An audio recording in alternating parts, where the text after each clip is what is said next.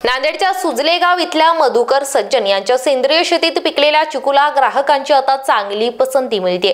रसायन मुक्त असलेल्या या चिकूची चव अनन्यसाधारण अशी आहे, त्यामुळे इच्छुक सज्जन यांच्या बागेत येऊन चिकू खरेदी करतायत। सज्जन यांनी 1 हेक्टर क्षेत्रावर चिकूची बाग अत्यंत प्रतिकूल परिस्थितीत फुलवली, मात्र आता मेहनतीचे फळ मिळत असल्याने ते खुश आहेत। शंकरराव सज्जन, सुजलेगाव, तालुका नायगाव, जिल्हा नांदेड।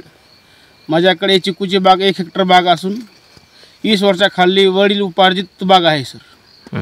पुरा आम्ही शेणखतापासून बनवलेली बाग आहे। आमच्या बागेला एवढी मागणी आहे सर, आमच्या शेतामधून लोक येऊन घेऊन जात आहेत। 60 रुपये किलो प्रमाणे आम्ही लोकांना देतो। आम्ही मार्केटला जायची गरज नाही सर आम्हाला। नायगाव मार्केट जवळ असल्यामुळे इथं शेतामध्ये येऊन व्यक्ती स्वतः त्यांच्या हाताने तोडून त्यांनी घेऊन जात आहेत सर।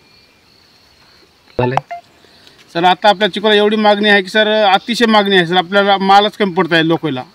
किती झाले आतापर्यंत सर? एका झाडा 2 क्विंटल, 2.5 क्विंटल, 3 क्विंटल सरासरी माल निघाला सर। 60 रुपये किलो? हो सर, 60 ते 70 रुपये किलो प्रमाणे आपला माल जात आहे सर जागेवर।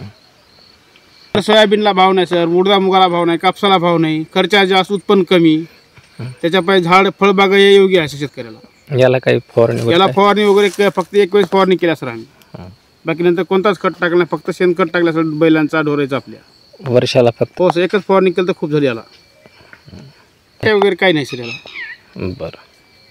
आता सर आपल्या फळबागेमध्ये उत्पन्न जास्त होतं शेतकऱ्यांसाठी। उडीद, मूग, सोयाबीन या पिकाच्या मागं न लागता शेतकऱ्याने। Tanaji Shelgaonkar, star Maharashtra news, Nanded.